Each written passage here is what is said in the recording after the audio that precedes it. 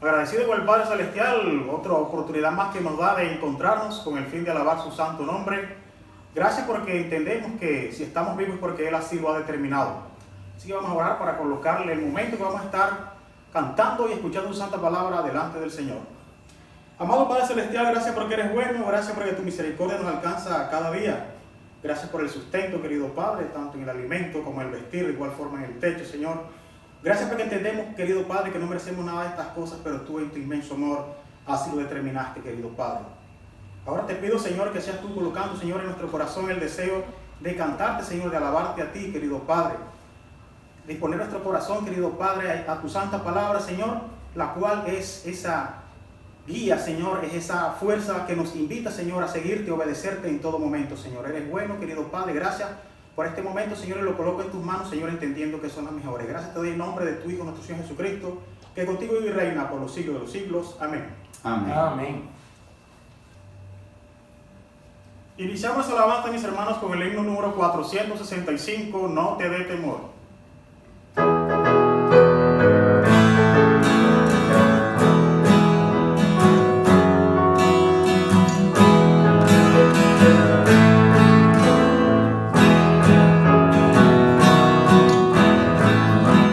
No te dé temor al hablar por Cristo, haz que brille en ti su luz, haz que te salvó, confiesa siempre, todo debes a Jesús. No te dé temor, no te dé temor, nunca, nunca, nunca, es tu amante Salvador, nunca pues te dé temor, no te dé temor a ser por Cristo, cuando de tu parte está, obra con amor, con fe y constancia, tus trabajos premiará.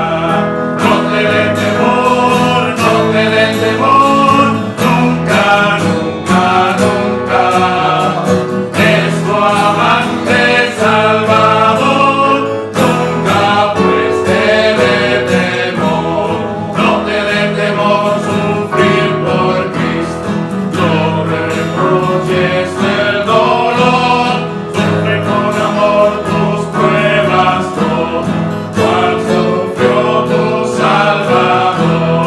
No te dé temor, no te dé temor, nunca, nunca, nunca, es tu amante Salvador, nunca pues te dé temor, no te dé temor morir por Cristo, vida, verdad y vida es Él te llevará con su ternura a su celico verter. No te dé temor, no te dé temor, nunca, nunca, nunca, es tu amante Salvador, nunca pues te dé temor. Seguimos la alabanza, mis hermanos, esta vez con el himno número 470. Vamos.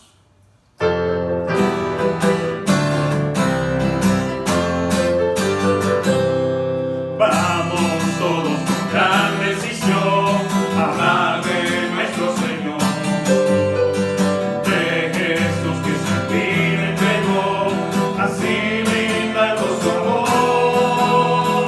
Qué maravilla es junto a Jesús estar disfrutando su luz.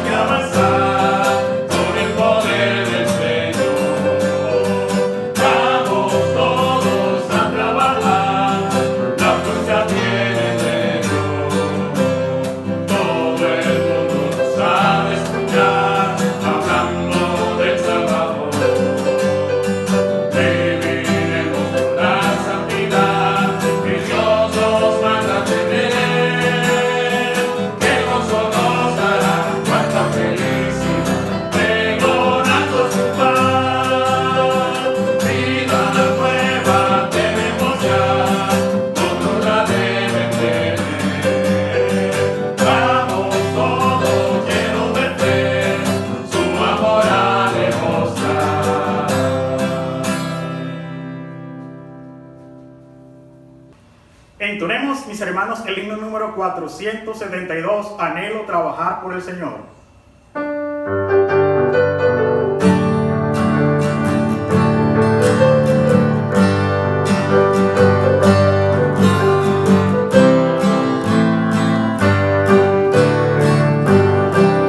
Anhelo trabajar por el Señor, confiando en su palabra y en su amor.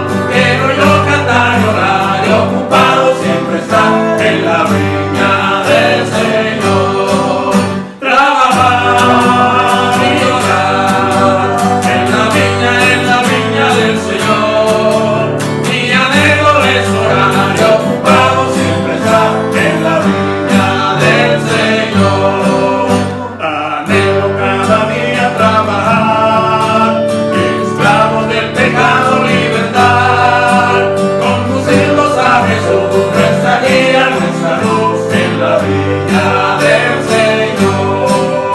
Trabajar y orar en la viña del Señor. Mi anhelo es orar y ocupado siempre estar en la viña del Señor. Anhelo ser obrero de valor, confiando en el poder del Salvador. El que quiera trabajar hallará también lugar en la viña del Señor. Trabajar y orar en la viña del Señor.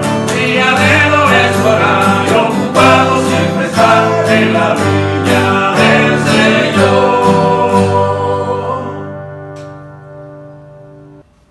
En la sesión de nuestra amada iglesia, mis hermanos, aparece el himno número 482, Oh, que amigo nos es Cristo.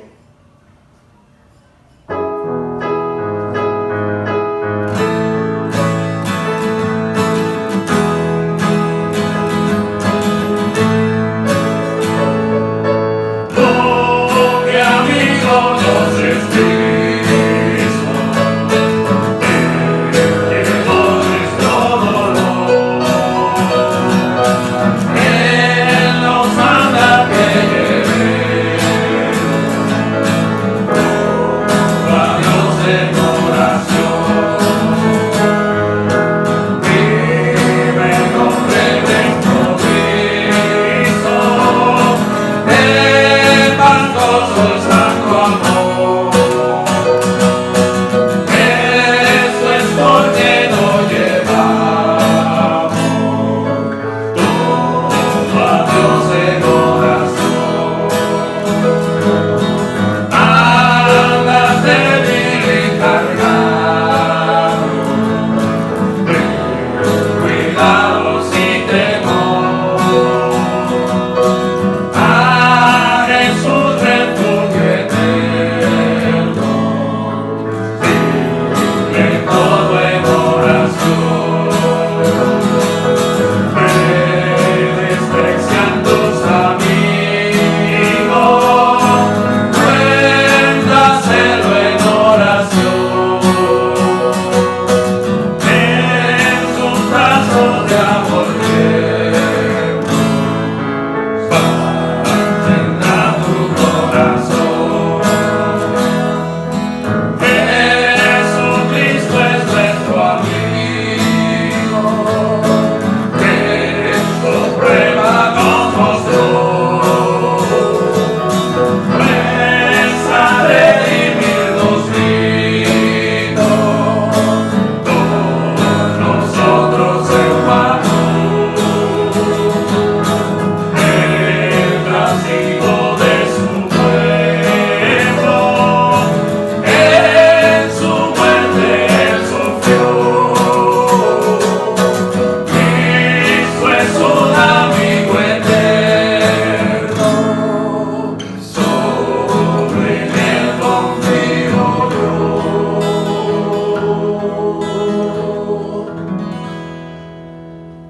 Es para mí un inmenso privilegio otra vez dirigirme a ustedes para invitarlos a seguir la lectura de la Santa Palabra de Dios. Y los que tienen la Escritura o sus Nuevos Testamentos, les invito a abrir sus Biblias en segunda de los Corintios en el capítulo 5 y vamos a leer del versículo de 1 al 10. Lo invito pues a que prepare su mente y su corazón a seguir esta lectura conmigo, leyendo en 2 Corintios el capítulo 5 del versículo 1 al 10, lo que dice el Señor para usted y para mí.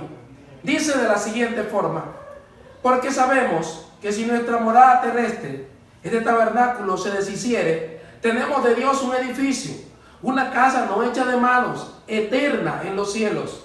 Y por esto también gemimos, deseando ser revestidos de aquella nuestra habitación celestial, pues así seremos hallados vestidos y no desnudos. Porque asimismo los que estamos en este tabernáculo gemimos con angustia, porque no quisiéramos ser desnudados, sino revestidos, para que lo mortal sea absorbido por la vida. Mas el que nos hizo para esto mismo es Dios, quien nos ha dado las arras del Espíritu. Así que vivimos confiados siempre y sabiendo que entre tanto que estamos en el cuerpo, estamos ausentes del Señor. Porque por fe andamos, no por vista. Pero confiamos, y más quisiéramos estar ausentes del cuerpo y presentes en el Señor. Por tanto, procuramos también, o ausentes o presentes, serle agradables.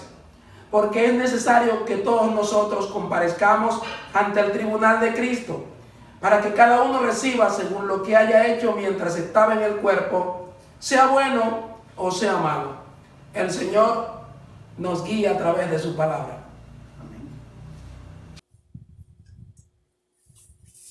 Amados hermanos y amigos, aquí estamos otra vez y gracias a Dios que Él nos concede la oportunidad. Es mi deseo, como siempre, que Dios pueda estar fortaleciéndoles a cada uno en particular en las situaciones diferentes que cada uno pueda estar viviendo. Para el día de hoy, vamos a leer en 2 Corintios, en el capítulo 5, los versículos 14 al 17. Vamos a analizar solamente el versículo 17, pero voy a leer desde el versículo 14 hasta el 17. La palabra de Dios dice así: porque el amor de Cristo nos constriñe pensando esto, que si uno murió por todos, luego todos murieron. Y por todos murió, para que los que viven ya no vivan para sí, sino para aquel que murió y resucitó por ellos. De manera que nosotros de aquí en adelante a nadie conocemos según la carne. Y aún si a Cristo conocimos según la carne, ya no lo conocemos así. De modo que si alguno está en Cristo, nueva criatura es. Las cosas viejas pasaron. He aquí, todas son hechas nuevas. Basados en ese texto, hoy vamos a estar hablando acerca de lo que es el carácter del que está en Cristo. El carácter del que está en Cristo. Toda persona que ha nacido de nuevo tiene un carácter que Dios ha implantado en él. Y ese carácter se asocia con la imagen y el carácter de Cristo. Es más, ese debe ser la expresión del carácter del mismo Cristo a través de esta persona. Y eso es lo que se presenta en este pasaje. Aquí, en el contexto, el versículo 15 dice: y por todos murió, para que los que viven ya no vivan para sí, sino para aquel que murió y resucitó por ellos. Y ahí el énfasis es que los que tienen ese nuevo carácter deben tener una vida asociada con aquel que le implantó ese carácter, viviendo para él. Entonces, el versículo 17 lo vamos a desarrollar con las 4 ideas que él contiene en las 4 frases. La primera frase que él presenta ahí es: de modo que si alguno está en Cristo. Y ahí esa es la proposición inicial, haciendo alusión que si alguien está en Cristo, ya después vienen 3 cosas que van a darse si esa persona en realidad está en Cristo. Eso es como decir, si alguno está en Cristo, entonces, ¿qué va a pasar? Nueva criatura es. Si alguno está en Cristo, entonces, las cosas viejas pasaron. Si alguno está en Cristo, entonces, he aquí, todas son hechas nuevas. Y aquí vamos a desarrollar esas 4 ideas. La primera de ellas, y vemos ahí el primer punto, es si alguno está en Cristo.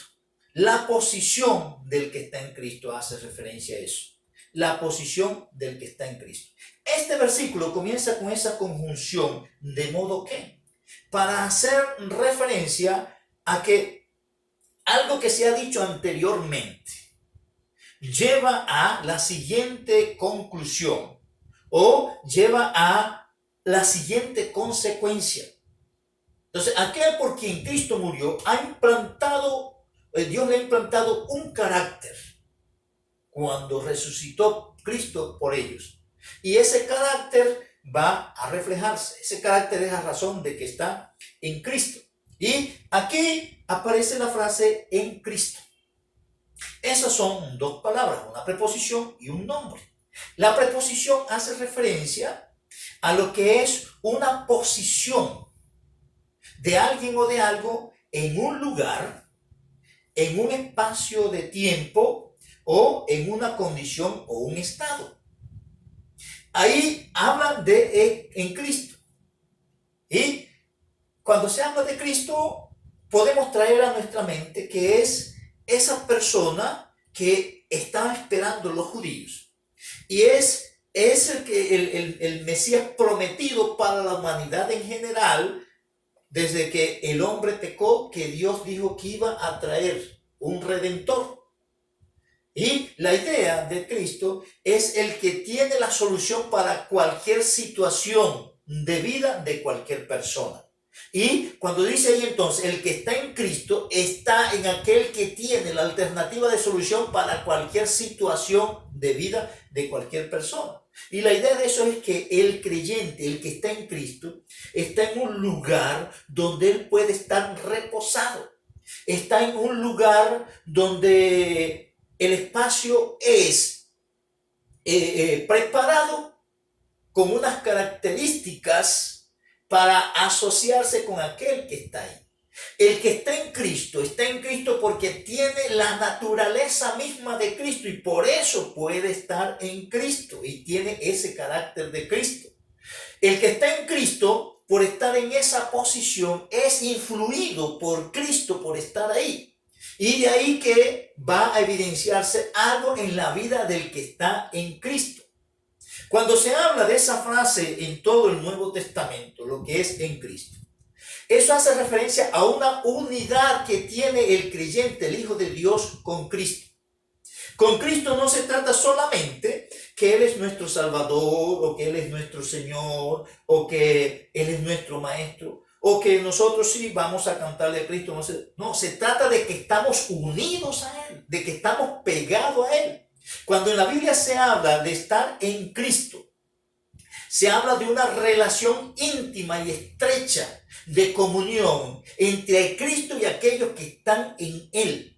Es una separación, es una unión que no hay ningún tipo de separación, pero que a veces uno piensa que Cristo está por un lado y yo estoy por el otro. No, nosotros estamos en Cristo, estamos ligados a Él. Esa preposición, junto con el nombre de Cristo, eso es muy frecuente en el Nuevo Testamento, haciendo énfasis de la unidad, la unificación que existe entre Cristo y cada uno de los que son sus hijos. Nosotros vamos a encontrar muchas veces en el Nuevo Testamento y sobre todo de boca del apóstol Pablo, en Cristo. Vamos a encontrar en el Señor. Vamos a encontrar la frase en Él. Y todas esas frases están relacionadas con los beneficios que nosotros tenemos por esa posición de estar en Cristo. La unión con Cristo habla de una relación íntima y estrecha que el creyente tiene con aquel donde Él está. Nosotros vamos a ver en las Escrituras que todos los beneficios que vienen para el creyente vienen en Cristo. Se habla que nuestro Padre Celestial nos escogió desde antes de la fundación del mundo en Cristo. Todo lo que se presenta en el Nuevo Testamento alrededor de esa frase, en Cristo, hace ver que no hay una forma, nada de lo que recibimos de parte de Dios es fuera de Cristo. Todo es en Cristo. Cualquier cosa es en Cristo, porque la idea es que nosotros somos una sola persona con Él. La idea es que Cristo morando en nosotros, Él se evidencia a través de nosotros y por eso se habla de ¿qué? De vida cristiana. El asunto es tan contundente en el Nuevo Testamento, que el apóstol Pablo, por ejemplo, él dice que nuestra vida está escondida con Cristo en Dios. Se dice que Cristo mismo es nuestra vida. Se dice que con Cristo estamos juntamente crucificados y ya no vivo yo, mas vive Cristo en mí. Con todo eso en el proceso para darnos la nueva naturaleza, el hacernos nueva creación, en la Biblia se dice que nosotros fuimos crucificados juntamente con Cristo. Dice que fuimos sepultados juntamente con Cristo, que fuimos resucitados juntamente con Cristo. Y aún se dice que nosotros fuimos entronizados juntamente con Cristo, dice que fuimos sentados juntamente con Él. Entonces, se espera que una persona que está en Cristo tiene unas características de Cristo mismo. Y por eso va a decir, si está en Cristo, nueva criatura es. Las cosas viejas pasaron, todas son hechas nuevas.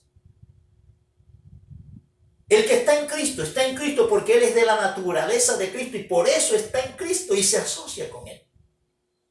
Y en el contexto de vida donde Él está, es el carácter de Cristo el que debe reflejar o aflorar a través de Él. Y eso es lo que se presenta en el Nuevo Testamento en ese contexto de relación. Por eso ahí se dice que el que está en Cristo, entonces, nueva criatura es, y es aquí que vemos el segundo punto. Nueva criatura es, y esto es la nueva naturaleza del que está en Cristo. Ahí se habla de nueva criatura es. Y cuando habla de nueva, no está hablando de algo que es reciente, sino de algo que con un carácter diferente, con unas cualidades diferentes, con una naturaleza diferente a algo que es viejo. Y hace referencia a que la nueva criatura tiene unas características diferentes a nuestra manera antigua de vivir, a nuestro viejo hombre. Porque Dios ha implantado una nueva naturaleza con unas características diferentes a lo que trae el hombre desde la caída de Adán hasta nuestros días, que son características de deterioro, que son características de perversión, que son características de corrupción que va desarrollándose cada día más. Pues Dios dice que hace nuevo. Cuando dice que hace nuevo, dice que es de unas características diferentes a esos viejos que había. Se habla entonces de todos esos beneficios que acompañan la salvación. En eso, lo nuevo, nosotros podemos ver que es cualidades y características que están relacionadas con Cristo mismo y que son contrarias a las características del viejo hombre. Es más, en la Biblia se dice que para esa nueva creación Dios ha hecho una cantidad de cosas nuevas. La Biblia habla de un cielo nuevo y una tierra nueva para esa nueva creación. La Biblia habla de una ciudad nueva y se habla de la nueva Jerusalén. Se habla de un nombre nuevo para los que están en Cristo. Se habla de un cántico nuevo, se habla de unos mandamientos, un mandamiento nuevo os doy. Lo que vemos es que esa naturaleza nueva ha requerido de todo nuevo y Dios ha provisto eso. Por eso, si alguno está en Cristo, entonces nueva criatura es. Él es nuevo porque Dios lo ha hecho de esa manera, nuevo. El tercer aspecto, entonces, la tercera idea, que es las cosas viejas pasaron, es el pasado del que está en Cristo. Entonces, cuando se habla ahí de las cosas viejas, hace referencia a toda esa orientación de la persona sin Cristo. Esa orientación que tiene el hombre desde que Adán pecó, sin conocimiento de Dios, sin inclinación a Dios, sin una naturaleza diferente a esa del pecado. Esas cosas viejas, orientación en pensamiento, sentimiento, emociones, todo lo que genera el hombre sin Cristo. Y eso habla de lo arcaico, lo viejo en una condición de una persona que no es hijo de Dios. esas cosas, cuando viene la nueva naturaleza, cuando es nueva criatura la persona, esas cosas va a decir que quedan de lado. Toda esa orientación, deseos, pensamientos, intenciones, acciones que están generadas por el hombre en su naturaleza caída. Dice el texto, las cosas viejas pasaron. Y la idea de eso es que eso ya tuvo un tránsito en la vida de las personas que ahorita han nacido de nuevo. Eso tuvo un tránsito.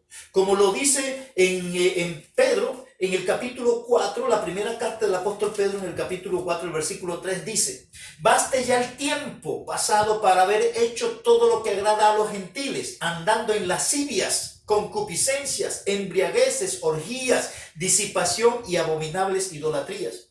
Y el texto comienza diciendo que baste ya el tiempo pasado. Es decir, ya eso pasó en un tiempo, transcurrió en ustedes en un tiempo, pero ahora, debido a la nueva naturaleza, se entra a un periodo diferente, con una orientación diferente, una naturaleza diferente, para una vida diferente. Entonces, ahí dice, eso ya pasó. Y la idea de eso es que eso tuvo un tránsito en la vida de aquellos que llegaron a ser creyentes. Mientras no eran creyentes, esas cosas transitaban con ellos. Pero al llegar a ser creyentes, deben darse tránsito las nuevas cosas. El apóstol Pablo lo presenta de la siguiente manera. Él dice, así como ofrecisteis y presentasteis vuestros miembros para servir a la injusticia, antes de ser creyente, ahora presentaos vosotros para servir a la justicia. Es una disposición a la nueva naturaleza que tenemos, dejando de lado todas aquellas cosas viejas, porque ya eso tuvo su tránsito en nosotros, ya eso pasó. Aquí vemos entonces la última frase, que dice, he aquí todas son hechas nuevas. Y aquí lo que vemos es el presente del que está en Cristo. Entonces, vemos en la primera frase la posición del que está en Cristo. En la segunda frase vemos la nueva naturaleza del que está en Cristo. La tercera frase vemos el pasado del que está en Cristo. Y ahora, en último lugar, en la cuarta frase es el presente del que está en Cristo. ¿Cuál es la actualidad del que está en Cristo? El que está en Cristo dice que es nueva criatura. Dice que esas cosas ya pasaron. Y dice que ahorita es una novedad de vida, a razón de la naturaleza nueva que fue implantada en él. Ahí se dice son hechas. Y la idea de eso es que Dios hizo un trabajo en la vida del creyente, implantando en la nueva naturaleza toda orientación en sus pensamientos, con una mente nueva en sus corazones, para que las emociones, sentimientos tengan o surjan de la nueva naturaleza en él y se proyecten a eso que Dios tiene diseñado. ¿Por qué? Porque con la vieja naturaleza nadie se somete a lo que está establecido por Dios, pero Dios nos ha dado una nueva naturaleza para estar sometido a lo que Él está diciendo en su palabra. Y de ahí que ninguna de esas cosas pueden ser gravosas en tanto uno las ve desde la perspectiva de la nueva naturaleza, desde la perspectiva de lo que es el carácter que Cristo ha implantado en nosotros. Ahí el verbo que se usa da la idea de que Dios eso lo hizo en el pasado y tiene unos resultados que continúan en el presente y hacia el futuro. ¿Por qué? Porque esa nueva naturaleza fue implantada y esa nadie la va a quitar. Eso es como decir, eso ha venido a ser nuevo y ha venido a ser nuevo para quedarse nuevo, es la idea. El asunto aquí es la evidencia de esas cosas. Ahí es donde está la clave. Y por eso el apóstol Pablo y todos estos autores en el Nuevo Testamento, ellos están estimulando a los creyentes para que evidencien las cosas que están nuevas en ellos. Que ese carácter que está en Cristo en ellos se puede evidenciar. Que tengan una novedad de vida, dice el apóstol Pablo. Cada uno de nosotros, si estamos en Cristo, ese carácter de Cristo está en nosotros.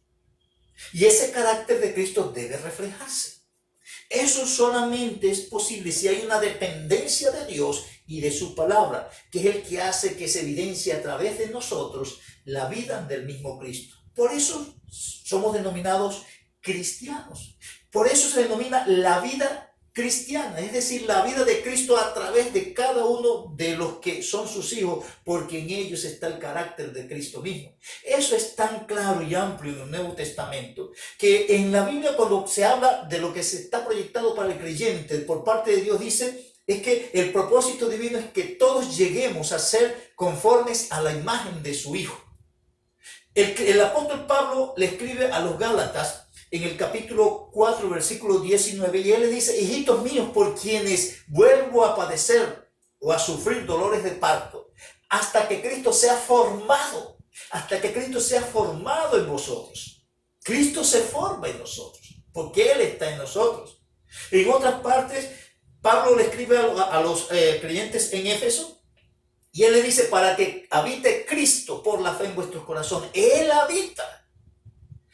A los colosenses le dice: Cristo, cuando Cristo vuestra vida. Todo eso está relacionado con la presencia de Cristo, la unificación con Cristo, que debe evidenciar el carácter del mismo Cristo en nosotros. Y voy a terminar leyendo solamente este pasaje de 1 y 2 de Pedro capítulo 2, donde hace referencia a lo que Dios ha hecho, lo que nos ha dado, la nueva naturaleza, todas las cosas que pertenecen a la vida de la piedad, y nos insta a que nosotros tengamos una orientación ante esa base de la nueva naturaleza en nosotros. La palabra de Dios dice así, 2 de Pedro capítulo 1, versículos 3 al 10. Como todas las cosas que pertenecen a la vida y a la piedad nos han sido dadas por su divino poder, mediante el conocimiento de aquel que nos llamó por su gracia y excelencia, por medio de las cuales nos ha dado preciosas y grandísimas promesas para que por ellas llegaseis a ser participantes de la naturaleza divina, habiendo huido de la corrupción que hay en el mundo a causa de la concupiscencia. Vosotros también, poniendo toda diligencia por todo esto mismo, añadid a vuestra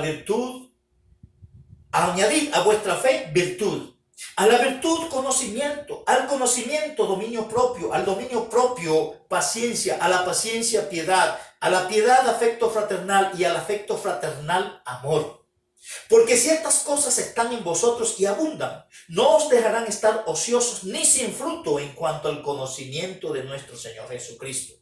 Pero el que no tiene estas cosas tiene la vista muy corta, es ciego, habiendo olvidado la purificación de sus antiguos pecados. Por lo cual, hermanos, tanto más procurad hacer firmes vuestra vocación y elección, porque haciendo estas cosas no caeréis jamás.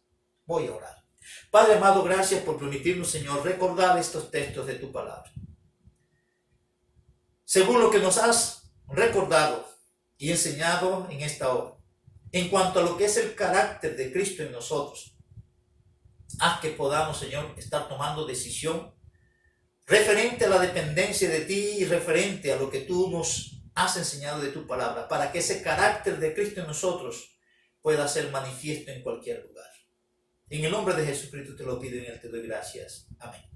Amados hermanos, le doy gracias a Dios por permitirnos otra vez analizar un texto de su palabra. Tomemos decisión con base en eso que Él nos enseña y nos recuerda cada oportunidad que tenemos de estudiar su palabra, para que nuestras vidas reflejen ese carácter que está en nosotros, el carácter mismo de Cristo.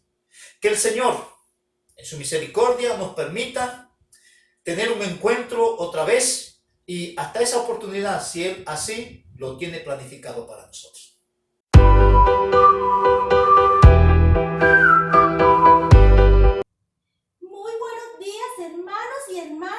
Y amigos que nos miran.